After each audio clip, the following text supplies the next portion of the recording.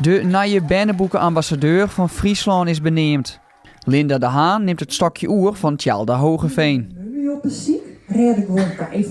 Überhaupt is het wichtig om te lezen, maar het is vooral heel mooi om in je eigen taal te lezen. Om meertaligen is een cadeautje. En daar staan we net altijd genoeg bij stil. De leerlingen van CBS de Frissel in Veenwouden wien bij het moment onwijzig. Dit ben ik. Wat weet ik? Ik pak een hoed, dat zit goed. Dan ben ik deftig. Valleiskampioen Sora uit groep 7 mocht de amsketting oelangje. In de klas hebben we zo'n grote boekenkast. En er zit ook wel Frieske, Nederlandse of Engelse boeken bij. En eigenlijk elke keer wel wat het wat was. Dus we kennen in principe dat we dat willen een Frieske boek, het ziekje. Sven uit groep 7 is gek op Frieske boeken. Ik heb nu ook een Frieske boek in de klas.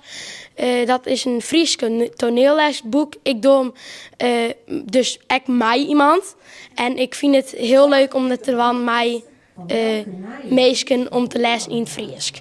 De komende 3 jaar wil de Haan de Frieske taal zo breed mogelijk onder de aandacht brengen. Ik denk dat er echt wel plakken binnen werd. Misschien ouders net op die tijd hebben om wat te lezen. Of net weten hoe ze dat waren. En het lijkt me echt mooi om daar wat te budgetten voor die band. Die dat dus net mij krijgen.